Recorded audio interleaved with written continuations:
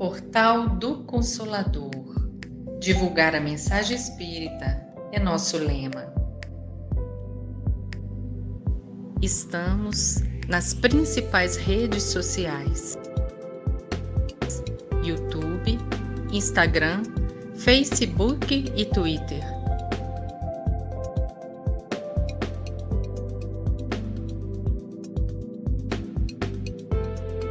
Seu canal de TV online.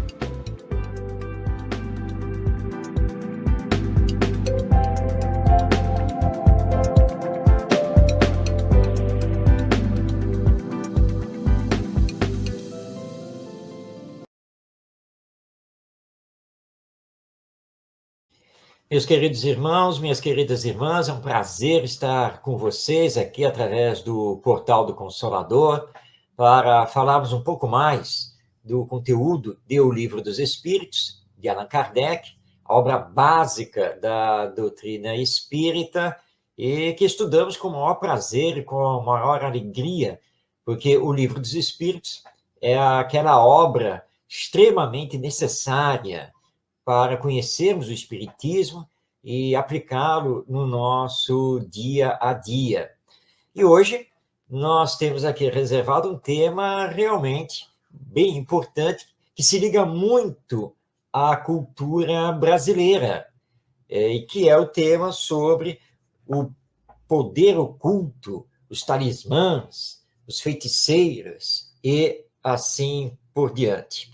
E a cultura brasileira é muito ligada a isso, porque nós temos um forte sincretismo religioso e as chamadas crendices populares, que também já acontecia na história europeia, e por isso Allan Kardec trata deste tema com os espíritos. E aí nós temos que nos perguntar, será que você carregar aí no seu bolso um trevo de 4 folhas, será que você ter um pé de coelho aí na sua estação de trabalho, e assim por diante?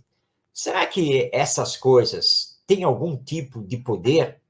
Será que você fazer uma oração específica, como é o caso, por exemplo, do Pai Nosso, ou a prece de Cáritas, será que isso realmente pode trazer a cura?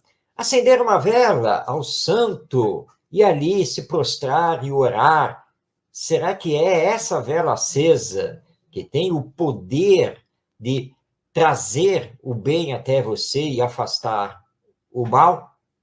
Tudo isso, então, Allan Kardec vai tratar com os espíritos a partir da questão 551 de O Livro dos Espíritos e até a questão 556. Kardec inicia perguntando, então aqui temos a questão 551, se um homem mau, com o auxílio de um mau espírito que lhe for devotado, pode fazer o mal ao seu próximo. A resposta dos espíritos é taxativa e é uma resposta curta. Então eles dizem, não, Deus não o permitiria.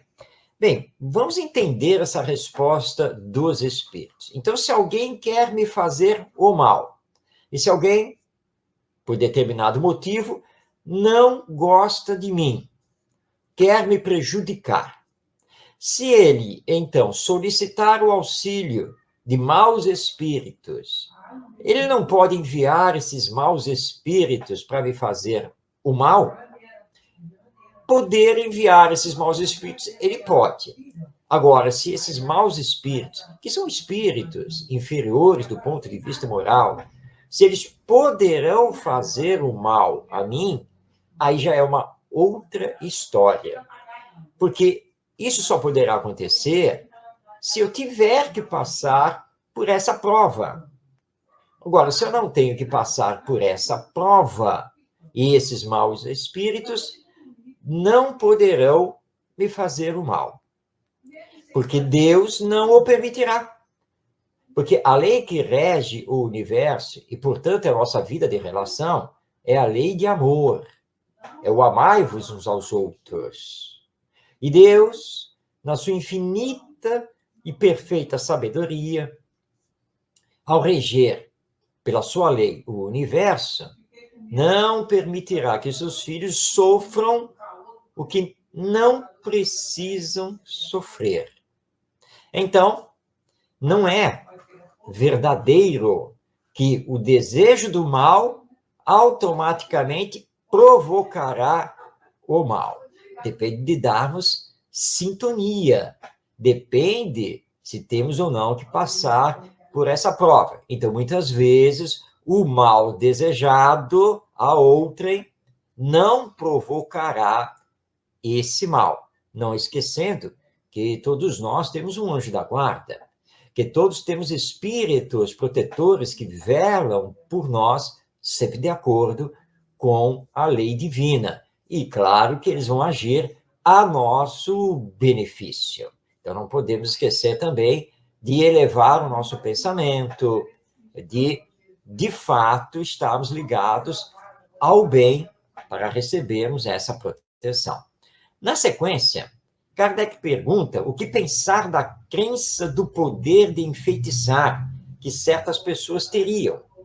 Os espíritos explicam a todos nós que essas pessoas, na verdade, têm um poder magnético grande, forte, que às vezes nem conhecem. E é com esse poder magnético que chegam, então, a influenciar os outros. Mas não são feiticeiros, não são bruxos, porque essas coisas, na verdade, não existem. O poder está na sua força magnética e no pensamento, porque é o pensamento que direciona essa força magnética. Aliás, todos nós temos essa força, num grau maior ou num grau menor, porque é um potencial divino que já nos pertence e que precisamos desenvolver. E essa força magnética precisa ser canalizada para o bem, sempre, através, então, do pensamento e da força de vontade, do querer. Então, é isso o que acontece. Tá? E aí, na questão 553, Kardec pergunta qual pode ser o efeito de fórmulas e práticas com as quais certas pessoas pretendem dispor da vontade dos espíritos. E os espíritos respondem a Kardec: o de as tornar ridículas, se são de boa fé. No caso contrário, são tratantes, que merecem castigo. Todas as fórmulas são charlatanice. Não há nenhuma palavra sacramental, nenhum signo cabalístico, nenhum talismã que tenha qualquer ação sobre os espíritos, porque eles são atraídos pelo pensamento e não pelas coisas materiais. Bem, a resposta é muito clara. Não existe nenhum tipo de fórmula mágica, nenhum tipo de palavreado que faça influência sobre os espíritos. Eles só são influenciados pelo nosso pensamento. Vamos dar exemplos bem práticos aqui. Por exemplo, orar. A hora de fazer a oração. Para os espíritos, tanto faz se você se ajoelha, se você fica sentado, se você faz a oração em pé, tanto faz se você usa uma fórmula, por exemplo, para encadear primeiro esta oração, depois aquela oração. Para eles, isso é indiferente. Se você faz ou não o sinal da cruz, que é característica dos católicos, né, dos que seguem a Igreja Católica. Se você acende um incenso ou uma vela, se você tem um altar, se não tem, para os espíritos, essas coisas são indiferentes. O que importa para eles é o seu pensamento e o seu sentimento. É isso o que importa a eles. Porque todo o resto é material. e eles já estão desligados da matéria. Como também não existem fórmulas mágicas poderosas contra os espíritos obsessores. Lembremos a passagem que está lá em Atos dos Apóstolos, que aconteceu na cidade de Éfeso, quando Paulo ali pregava e fazia curas, quando determinados judeus resolveram, então, também expulsar os maus espíritos das pessoas. Nós espíritas conhecemos muito bem isso, porque são os processos obsessivos. Então, eles comparecem à casa de uma família, onde determinada pessoa estava lá sofrendo a obsessão. E eles, então, se dirigem ao espírito que está se comunicando através daquela pessoa, que no momento é um médium, e dizem lá, em nome de Jesus e pela palavra de Paulo, ordenamos que se afaste. O espírito olhou para lá os exorcistas e disse assim, Jesus, esse eu conheço. Paulo, sim, já tenho informações sobre ele. Mas e vocês? Quem são? E aí, então, ele se volta contra os exorcistas, que saíram espavoridos ali da casa. Claro, eles não tinham nenhum tipo de superioridade moral. Usaram uma fórmula cabalística. Mas para o espírito obsessor, essa fórmula cabalística não dizia absolutamente nada. E além de continuar o processo obsessivo, ainda expulsou os exorcistas, utilizando o seu médium para isso. Agora, se fosse Paulo de Tarso, à frente dele, ele se curvaria por causa da superioridade moral, por causa do sentimento de fé de Paulo de Tarso.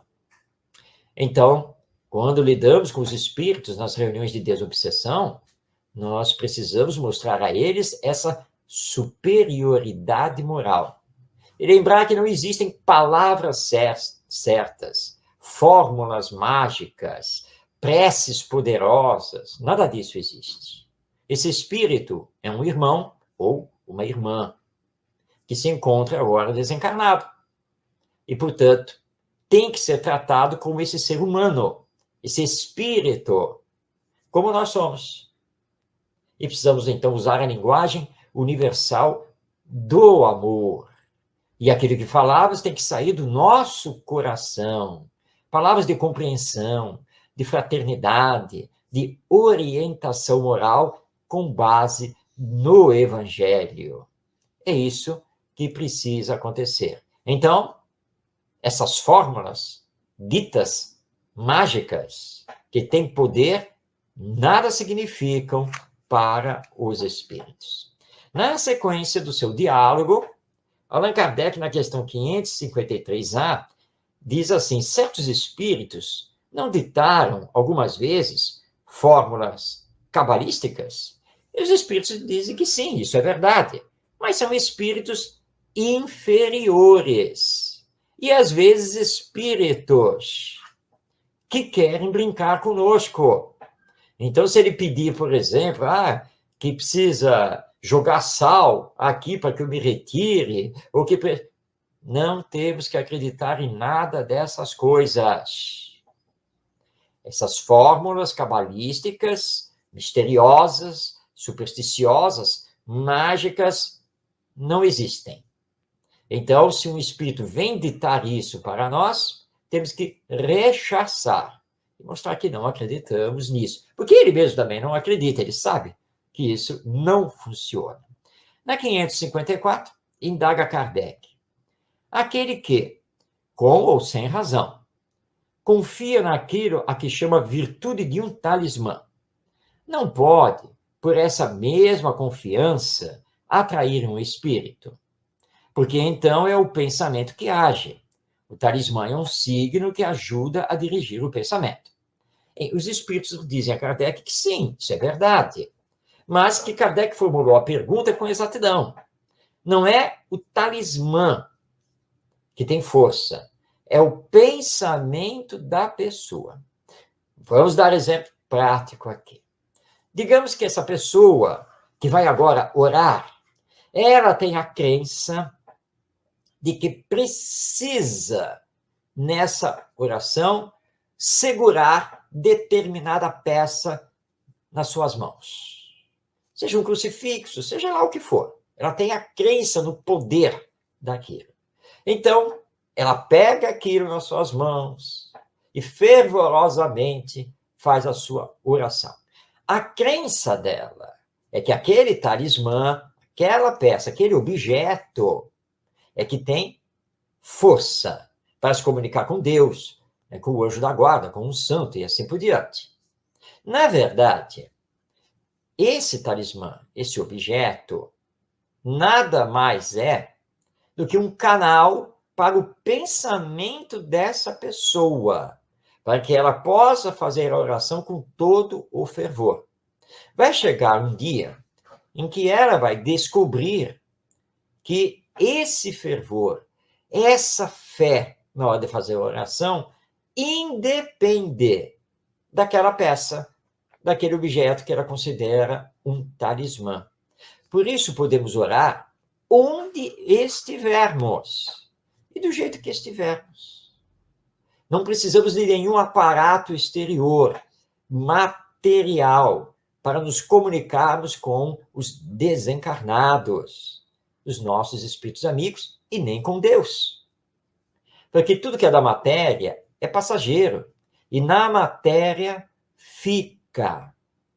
Então não precisamos acender a vela, não precisamos daquele retrato, não precisamos daquele objeto. Na verdade, nós precisamos nos desligar paulatinamente disso, que está muito ligado à crença católica e também a crenças outras pagãs, de idolatria, de representação material daquilo que é espiritual.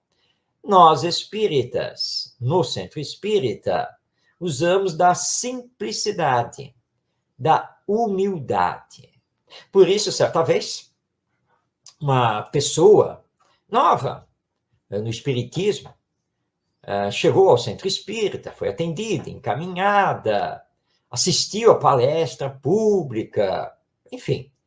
No final de tudo, ela chegou a um dirigente da casa e disse assim: olha, foi tudo muito bem, estou bastante confortada e esclarecida, mas tem uma coisa aqui que eu ainda não entendi, o que eu estou procurando. Onde fica a sala das orações? Onde fica o púlpito?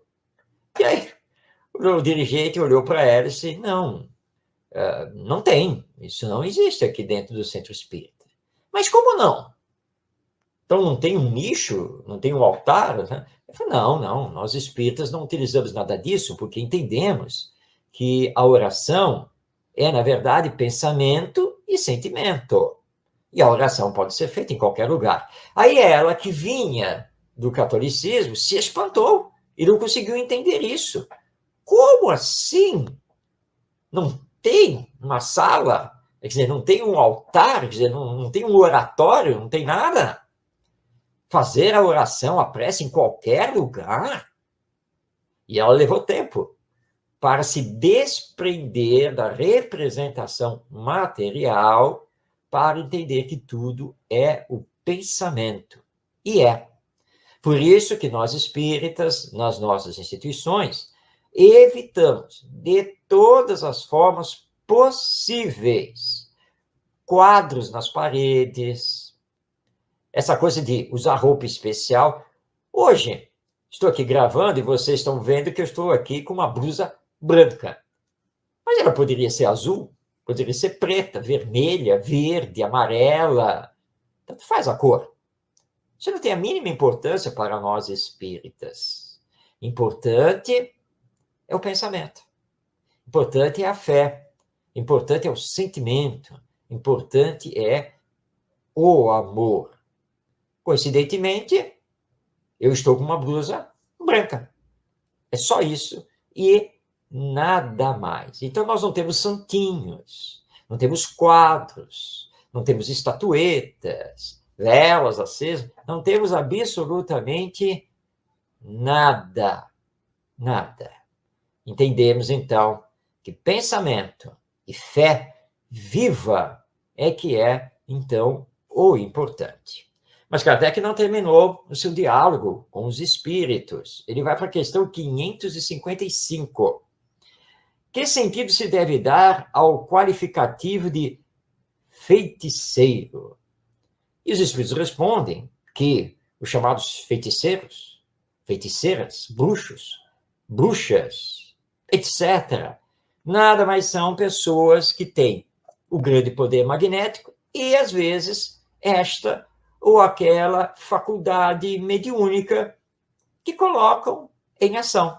Nada mais do que isso. Isso me faz lembrar, lá, recuando para a década de 1980, quando nós tivemos programas na televisão a respeito da mediunidade, programas estes dirigidos pelo saudoso Augusto César Vanucci, e estava em voga o médium Luiz Antônio Gasparetto, e o próprio Gasparetto teve um programa, e certa vez ele entrevistou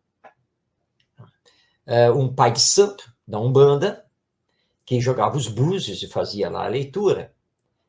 E ele perguntou a esse pai de santo, vem cá, quando você joga os búzios, o que acontece com você para você poder falar com as pessoas o que está acontecendo, o que virá a acontecer, enfim, dar orientação para a pessoa. E ele disse assim, não, quando eu jogo os búzios, eu vejo quadros assim na minha mente, e vendo esses quadros na minha mente, eu posso falar com a pessoa. Aí, então, o Gasparetto perguntou, quer dizer que você não vê nada nos búzios? Ele falou, não, nos búzios, não.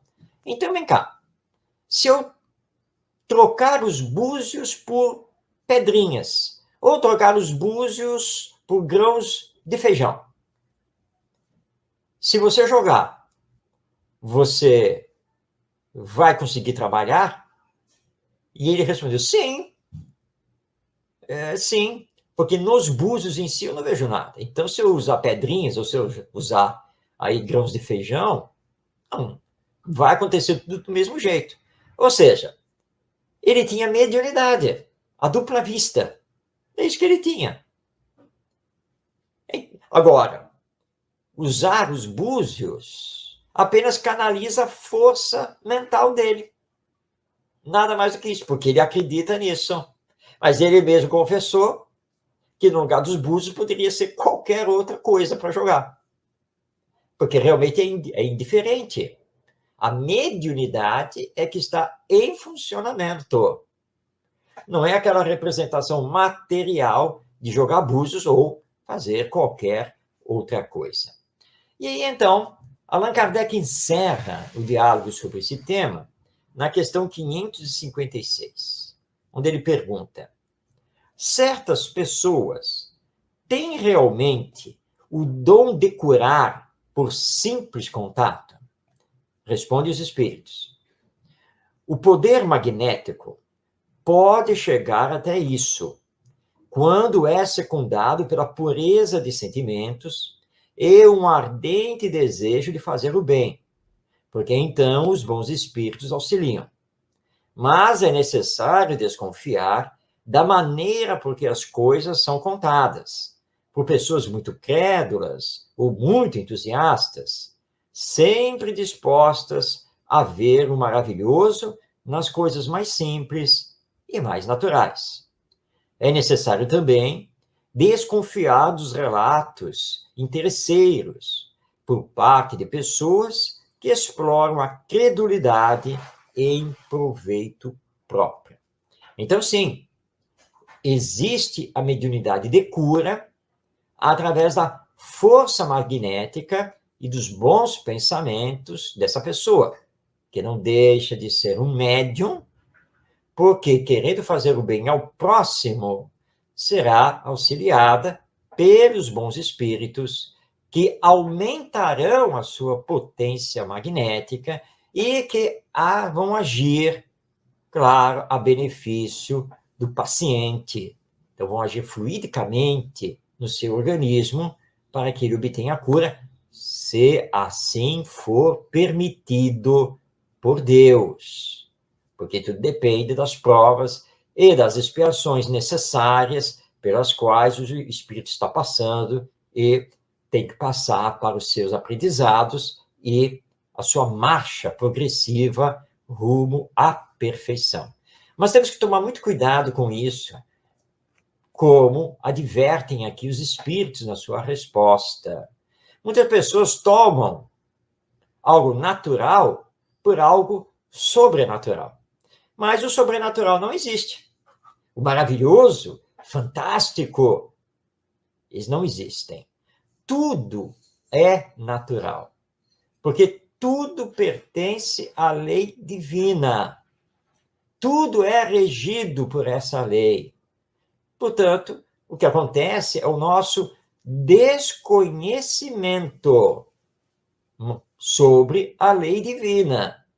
Daí, então, quando não conhecemos e o fenômeno acontece na nossa frente e não o sabemos explicar, nós dizemos, então, que ele é sobrenatural. Ou seja, além do natural. Nada é além do natural.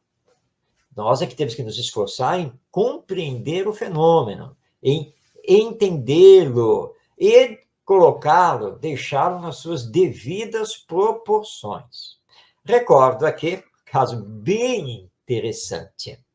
Estava com minha esposa de férias no interior e fomos convidados, estávamos na pousada, numa cidade turística, e fomos convidados a assistir a apresentação de um coral dessa localidade, e esse coral ia se apresentar numa fazenda próxima. E nós aceitamos o convite, fomos assistir o coral, e realmente foi uma apresentação lindíssima. No retorno para a cidade, que era uma cidade pequena, lá para a pousada, nós tivemos que fazer esse retorno a pé pela estrada, porque não havia condução para o retorno. E uma sobrinha dos donos da pousada também estava conosco. Então, vamos embora, né? Então, vamos a pé. E ela, então, se encheu de medo, porque era noite. E ela, então, com aquelas crendices populares típicas do interior brasileiro, eu disse, ai, não, ir pela estrada a essa hora é muito perigoso. E eu disse assim a ela, mas é perigoso porque você está com medo de sermos assaltados, alguma coisa assim? Ah, não, isso não, porque aqui é muito calmo, isso aqui é uma tranquilidade só. Mas sabe como é, né? Essas coisas que podem acontecer à noite, vai que aparece. Mas aí ela não completou a frase.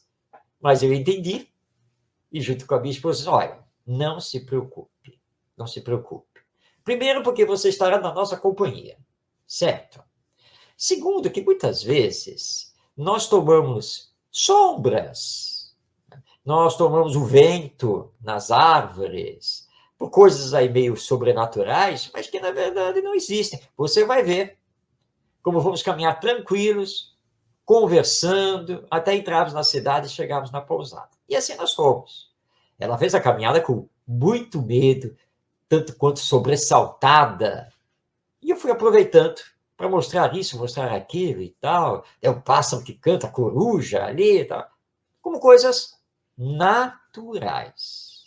Até que chegamos na entrada da cidade e nos encaminhamos tranquilos, aí já com a iluminação das ruas, e chegamos na pousada. E nada aconteceu. Não apareceu um saci-pererê na nossa frente. Absolutamente nada, porque essas coisas são do nosso folclore, são crendices, não são realidades. Agora, o medo provoca, não é? Você toma o pio de uma coruja, né? De repente, por um espírito obsessor, por um fantasma, ou seja lá o que for.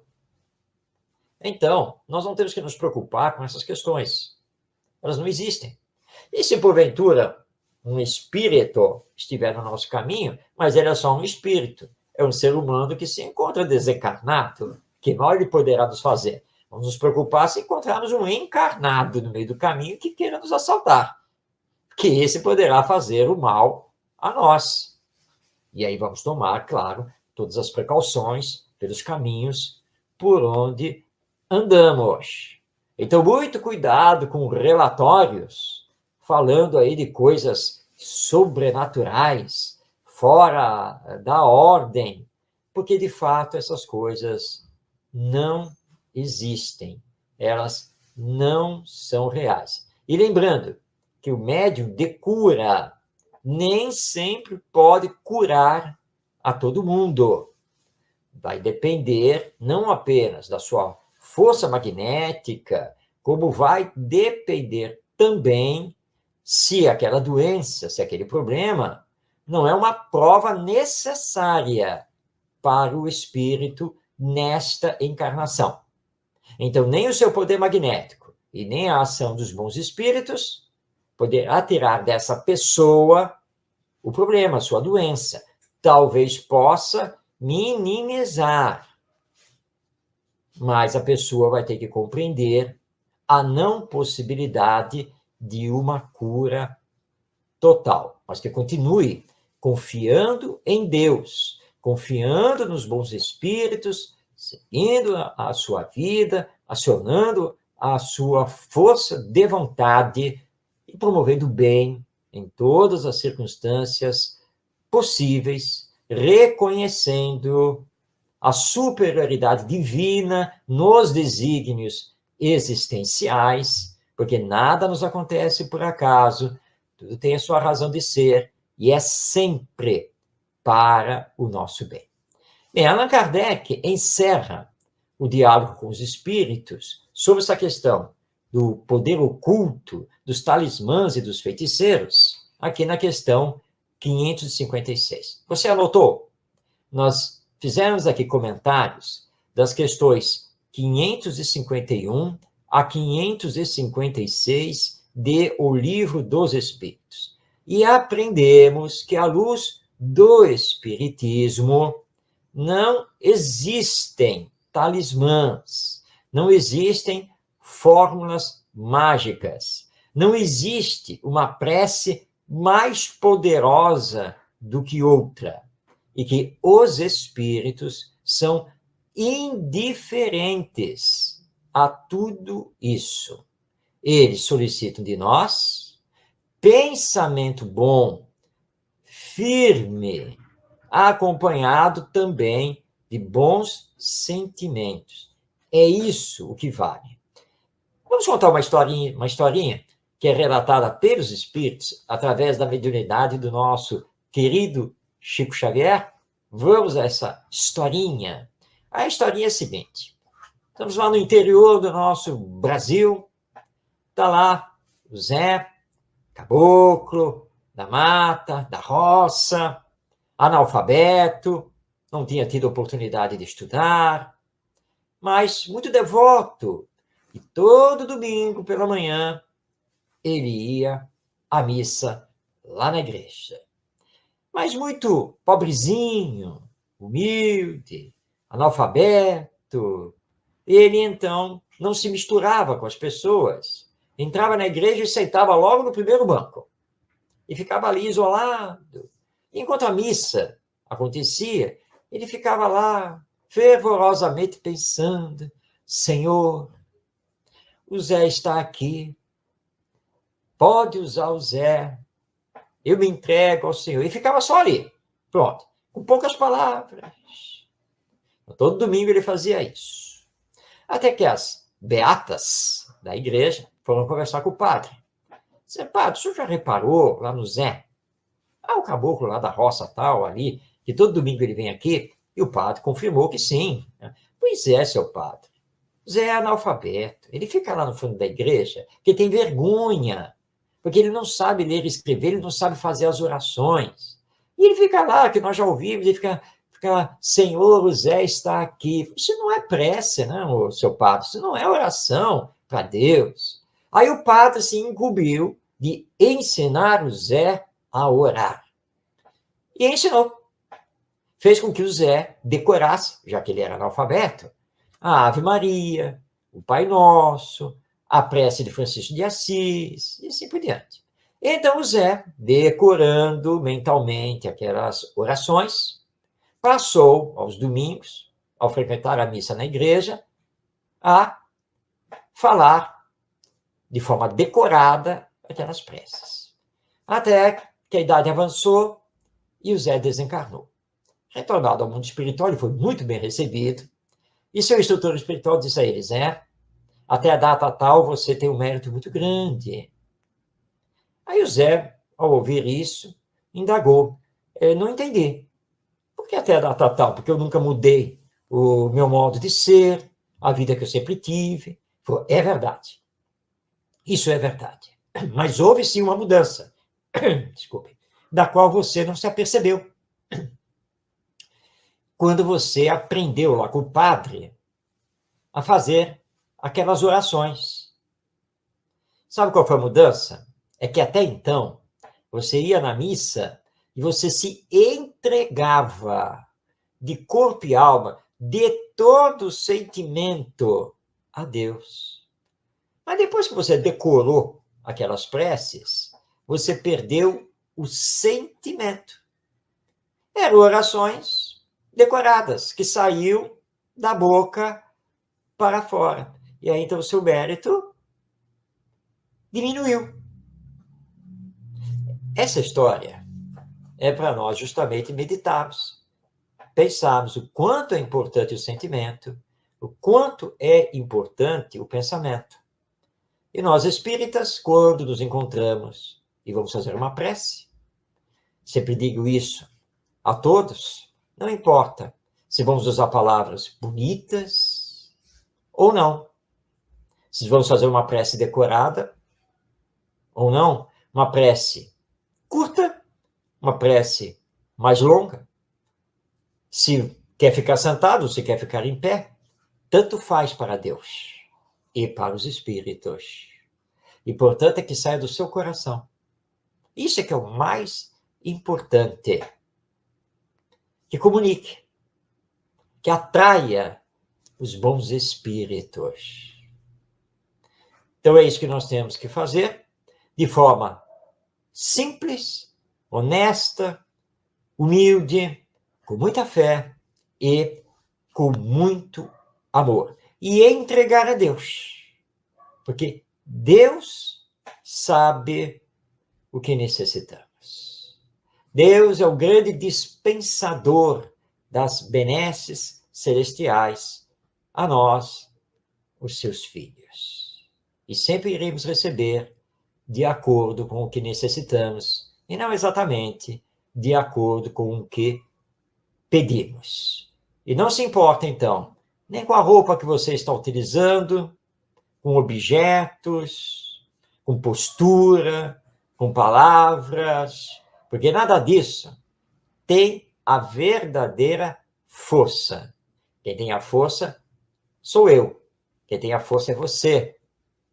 Então, aprendamos a canalizar o nosso pensamento com fervor e colocar o sentimento na hora do passe, na hora da oração, na hora do atendimento fraterno. É isso que nós temos que fazer, na hora de atender os desencarnados na reunião mediúnica, porque isso é que tem a verdadeira força.